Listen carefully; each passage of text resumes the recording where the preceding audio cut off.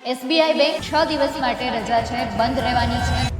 એટલા માટે તમારા કોઈ પણ કામ હોય તો એ વહેલી તકે પૂરા કરી લેવા તમારા માટે જરૂરી છે. હવે શું કામ બંધ રહેવાની છે? હડતાલના પણ સમાચાર છે, જાહેર રજાઓ પણ છે.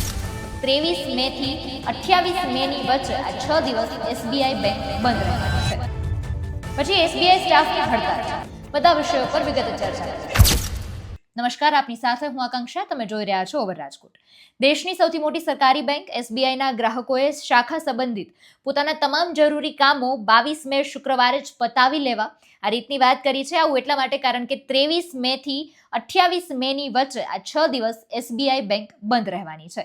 તેનું મુખ્ય કારણ છે વીકેન્ડ કર્મચારીઓની પ્રસ્તાવિત 2 દિવસની હડતાલ અને રિઝર્વ બેંક ઓફ ઇન્ડિયા દ્વારા બકરી ઈદ માટે જાહેર કરાયેલી રજાઓ. વીકેન્ડની રજાઓ એટલા માટે કારણ કે 23 મેના રોજ મહિનાનો ચોથો શનિવાર છે અને 24 મેના રોજ રવિવાર છે અને ત્યારે તો ઓફિશિયલી બેંક બંધ રહેતી હોય છે, એટલે આ 2 દિવસ એવી રીતે બેંક બંધ રહેશે. પછી એસબીઆઈ સ્ટાફની હડતાલ છે.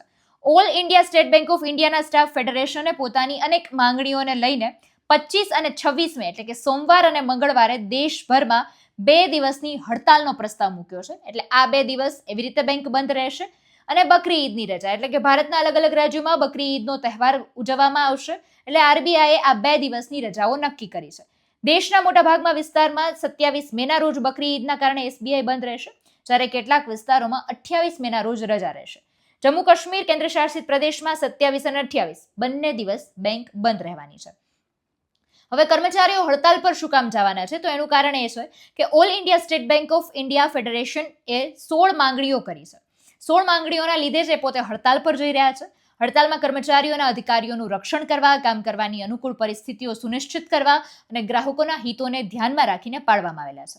હવે આ હડતાલની શું અસર થશે? આ હડતાલ વર્કમેન કેટેગરીની હોવાથી check clearing, cash counter, passbook update જેવા બધા જ કામો અટકી શકે છે. બધા જ કામો ઉપર તેની અસર થઈ શકે તેમ છે. એની માંગણીઓ શું છે? સૌથી પહેલી માંગણી છે બેંકમાં વર્ગ 4 એટલે કે મેસેન્જર્સની ખાલી જગ્યાઓ પર તાત્કાલિક કાયમી ભરતી કરવામાં આવે.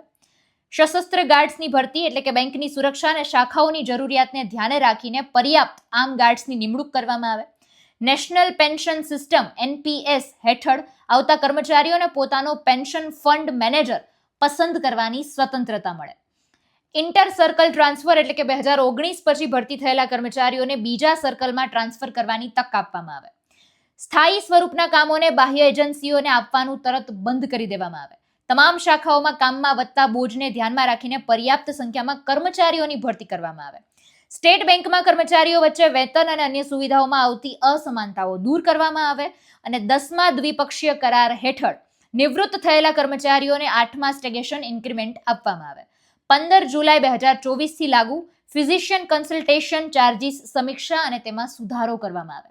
મેડિકલ રીઇમ્બર્સમેન્ટ સ્કીમને વધુ સારી અને સરળ બનાવવામાં આવે. બેંકના એચઆર સોફ્ટવેરમાં આવી રહેલી ટેકનિકલ મુશ્કેલીઓનો કાયમી ધોરણે તેને ઠીક કરવામાં આવે. બેંકમાં બોર્ડમાં વર્કમેનમાં કેટેગરીમાં અનેક નિર્દેશક નિયુક્ત કરવાની જૂની પરંપરા પુનઃ સ્થાપિત થાય. પ્રોવિડન્ટ ફંડ ટ્રસ્ટમાં કર્મચારીઓના પ્રતિનિધિની નિમણૂક કરવામાં આવે. ક્રોસ સેલિંગ, મ્યુચ્યુઅલ ફંડ વગેરેના નામે કર્મચારીઓ પર જે દબાણ કરવામાં આવે છે, ગ્રાહકોને ખોટી પ્રોડક્ટ્સ વેચવામાં આવે છે, એ બધું બંધ કરવામાં આવે. એટલે આ બધી અલગ અલગ માંગણીઓ છે. મુખ્ય આમાં તો ભરતીને લઈને તો 2-3 માંગણીઓ કરવામાં આવી છે કે પૂરતા પ્રમાણમાં ભરતી કરવામાં આવે. આ માંગણીઓને લઈને જ આ 2 દિવસ હડતાલ પર ઉતરવાના છે. એટલે મુખ્ય પ્રશ્ન એ છે કે આ 6 દિવસ એસબીઆઈ બેંક બંધ રહેવાનું છે. તમારા અગત્યના કામો બધા જ તમારે વહેલી તકે પૂર્ણ કરી લેવા એ તમારા માટે જરૂરી રહેશે. સમગ્ર મુદ્દાને તમે કઈ રીતે જોવો છો એ કમેન્ટમાં જણાવજો. ફરી મળીશું. હવે મને રજા આપશો. નમસ્કાર.